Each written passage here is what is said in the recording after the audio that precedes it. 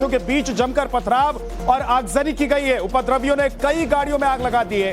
उपद्रवियों ने पुलिस पर भी पथराव किया। पुलिस ने उपद्रवियों पर आंसू गैस के गोले दागे। मौके पर भारी संख्या में पुलिस बल की तैनाती की गई है। लेकिन आप देखिए किस तरीके से दो पक्षों के बीच में जब ये टकराव हुआ, दोनों पक्ष एक दूसरे पर टूट पड़े, पत्थर लाठी डंडे से एक दूसरे पर हमला किया और आगजनी की। दगड़ फेंक हुई है बिल्कुल। और इसमें कौन कौन इंजर्ड है, कितने लोग इंजर्ड है, वो भी आंकड़ा अभी हमारे पास आया नहीं है। पुलिस कॉम्बिंग ऑपरेशन कर रही है। जी हाँ, किस तरीके से कॉम्बिंग ऑपरेशन? कॉम्बिंग ऑपरेशन जो भी इसमें इन्वॉल्व हैं, जो दिख रहे हैं, जो इन्वॉल्व थे, उन लोगों के ऊपर कार्रवाई हो रही है, उनको अरेस्ट किया जा रहा है। एहतियात के तौर पर 144 या कर्फ्यू? हाँ जी, हमने 144 धारा लगाई है और सबको जो है ये हिदायत दी है कि कोई भी बाहर ना निकले अननेसेसरी, और कोई भी कायदा कानून अपने हाथ में ना ले। अफवाहें भी काफी चल रही, क्या अपील करेंगे? मैं सबसे यही बोलना चाहूंगा कि अफवाहों पर विश्वास ना करें। इस एरिया को छोड़ दें तो पूरा शहर में शांतता है और सब लोग शांतता से हैं। आप किसी भी चीज़, अगर आपके सामने कोई भी चीज़ दिखती है या आपके सामने कोई कुछ बोलता है, अफवाह फैलाता है, तो उसकी खबर हमें दें, हम उसके ऊपर कार्रवाई करेंगे। Thank you. दो पक्षों के बीच में हिंसक झड़प हुई, आगजनी हुई, पथराव, लाठी डंडे एक दूसरे से पर हमला किया दोनों पक्ष ने। पुलिस ने इस मामले में, जो अभी आप सुन रहे थे पुलिस अधिकारी को, वो कह रहे हैं कि हमने जो आरोपी हैं उनको पकड़ा भी है। दूसरी तरफ वो अपील कर रहे थे कि किसी भी अफवाह पर ध्यान ना दें, किसी के उकसावे पर ना आए, और अगर लगता है किसी को कि कोई उकसाने की किसी को कोशिश कर रहा है, किसी समूह को ड्राइव करने की कोशिश कर रहा है, तो उसकी जानकारी पुलिस को दी जाए। हमारे सहयोगी अतुल सिंह हमारे साथ जुड़ गए, सीधे उनके पास चलते हैं। अतुल, जरा डिटेल में बताइए कि इस वक्त क्या हो रहा है और क्या हुआ है, पुलिस का एक्शन क्या है? जी देखिए, अभी जो ताज़ा खबर ये आ रही है, सेक्शन 144 लगा दिया गया है। महल इलाका जो शिवाजी पार्क का शिवाजी चौक जो इलाका है, नागपुर का मेन सिटी है, वहां पर लगा दिया गया है। क्योंकि अभी जो सिचुएशन है वहां पर अंडर कंट्रोल है, लेकिन तनावपूर्ण स्थिति बनी हुई है, इसलिए भारी पुलिस बल वहां पर तैनात कर दी गई है। एसआरपीएफ की 2 टुकड़ियां वहां पर लगा दी गई हैं। रॉड कंट्रोल पुलिस की टीमों को तैनात कर दिया गया है। 2 जो डीसीपी हैं इलाके के, वो भी वहां पर मौके पर मौजूद है। भारी पुलिस बल तैनात है। स्थिति को कंट्रोल कर लिया गया है, लेकिन चूंकि सेंसिटिव मामला अब हो चुका है, तो ऐसे में पुलिस कहीं कोई कोताही नहीं बरत रही है। कॉम्बिंग ऑपरेशंस अलग अलग इलाकों में चलाए जा रहे हैं। लेकिन ये जो घटना हुई है कहीं ना कहीं बेहद चौंकाने वाली है, क्योंकि करीबन 7 से 7:30 बजे के बीच में बताया जा रहा है ये पूरी घटना हुई है। आपको बता दें कि आज ये घटना घटी है, अतुल जरा ये भी बताइए क्यों ये घटना घटी है, दो पक्षों में क्या विवाद था और ये विवाद कैसे मारपीट से लेकर आगजनी और इस तरीके से हिंसक झड़प में बदल गई?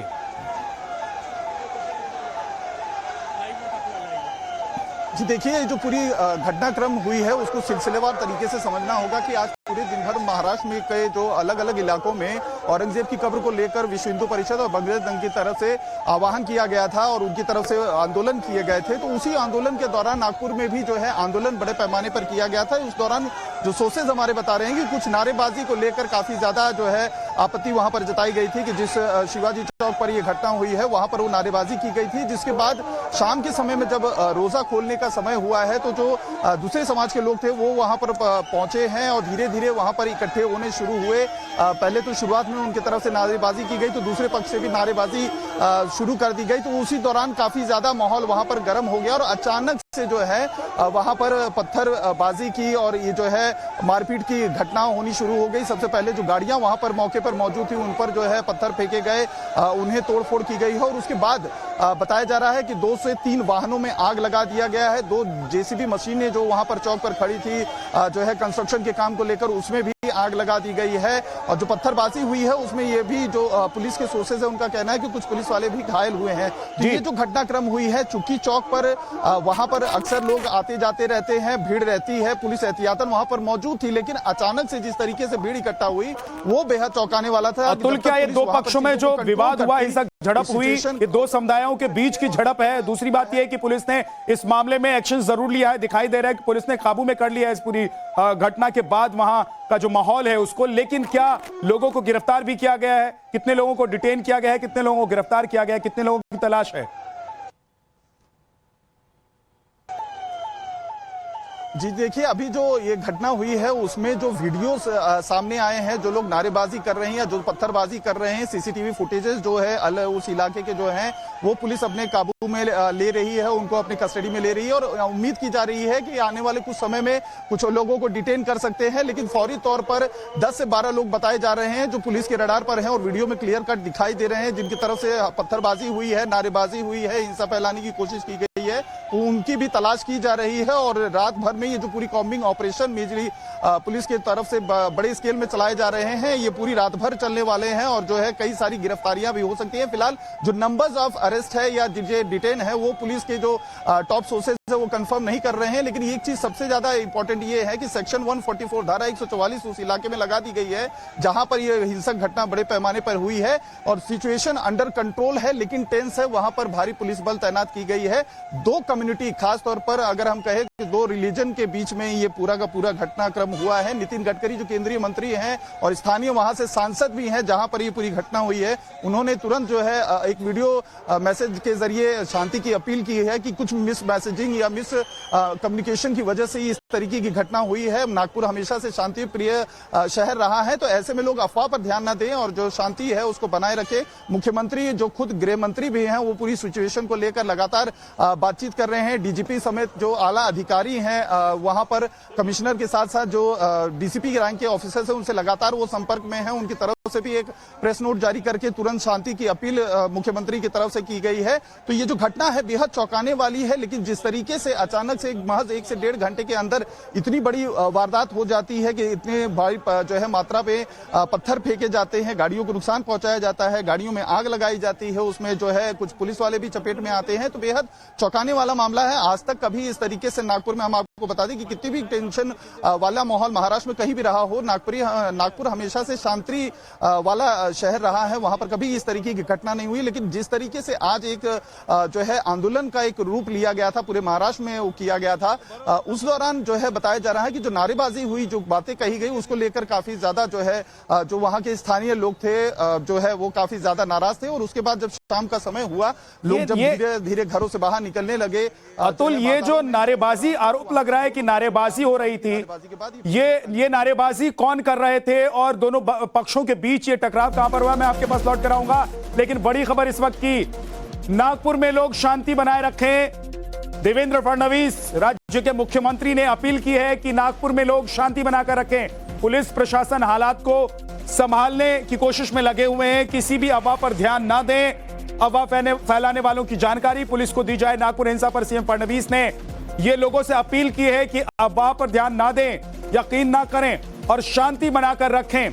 दो पक्षों के बीच झड़प हुई, हिंसक झड़प, और देखिए वो हिंसक झड़प इस कदर बेकाबू हुई कि लाठी डंडों पत्थरों से एक दूसरे पर हमला हुआ और आगजनी की गई।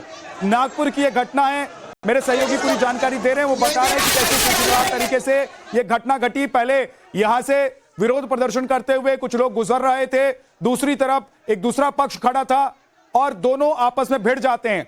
बताया जा रहा है कि नारेबाजी को लेकर एक पक्ष को ऐतराज है और उस ऐतराज के बाद दोनों पक्ष आपस में भिड़ते हैं, आमना सामना होता है, पत्थरबाजी होती है, आगजनी होती है, हमले कर दिए जाते हैं, पुलिस वहां पर पहुंचती है, आंसू गैस के गोले दागे जाते हैं, लोगों को काबू में करने की कोशिश की जाती है। लेकिन 2 घंटे तक ये तांडव चलता रहा। ये नागपुर में हुआ जहां पर शिवाजी के जो सपोर्टर्स थे वो प्रदर्शन कर रहे थे और औरंगजेब के खिलाफ ये प्रदर्शन चल रहा था।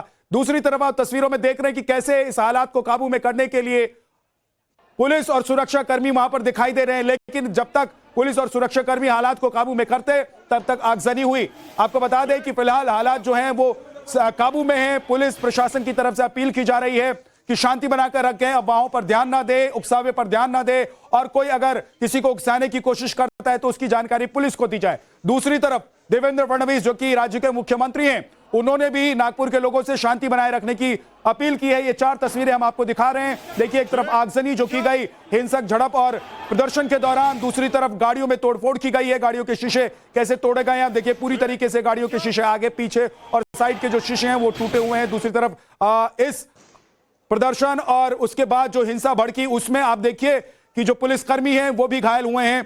एक महिला पुलिसकर्मी जिन्हें आप देख रहे हैं कि उनके पैर में चोट लगी है, उनको पट्टी की गई है। कई पुलिसकर्मी बताया जा रहा है कि इसमें घायल हुए हैं, उपद्रवी गिरफ्तार किए गए हैं, लेकिन अभी भी कई ऐसे उपद्रवी हैं जिन्होंने हिंसा को भड़काया, जिन्होंने आगजनी की, जिन्होंने तोड़फोड़ की, जिन्होंने पत्थर चलाए, उनकी तलाश पुलिस कर रही है। ये 4 तस्वीरें ये पूरी कहानी बता रही हैं कि नवभारत पर आप देख रहे हैं कि कैसे नागपुर में ये पूरी घटना हुई, हिंसक झड़प हुई।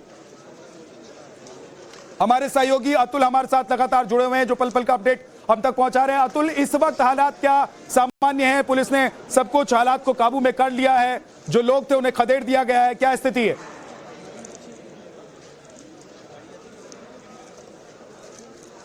जी देखिए, धारा 144 वहां पर इम्पोज कर दी गई है, सेक्शन 144 लगा दिया गया है। ये भी खबरें आ रही हैं कि जो डीसीपी हैं निकेतन कदम, इनको भी बताया जा रहा है कि अभी कुछ देर पहले ये खबर आई है कि वो भी जो पत्थरबाजी हुई है उसमें वो घायल हुए हैं, और खुद मौके पर जो कमिश्नर ऑफ पुलिस है वो मौके पर जो घटना स्थल है वो वहां पर पहुंच चुके हैं। लगातार जो घटना स्थल है वहां पर वो नजर बनाए रखे हुए हैं। कॉम्बिंग ऑपरेशन अलग अलग इलाकों में चल रही है, और ये जो कॉम्बिंग ऑपरेशन है पूरी रात में चलेगा। जो सोर्सेस हैं, टॉप सोर्सेस, वो ये बता रहे हैं। और साथ ही ये भी बताया जा रहा है कि लगातार जो मुख्यमंत्री हैं, जो गृह मंत्री भी हैं महाराष्ट्र के, वो लगातार संपर्क में है। शांति की अपील बार बार की जा रही है, अनाउंसमेंट भी किए जा रहे हैं ट्विटर हैंडल के जरिए, सोशल मीडिया के जरिए।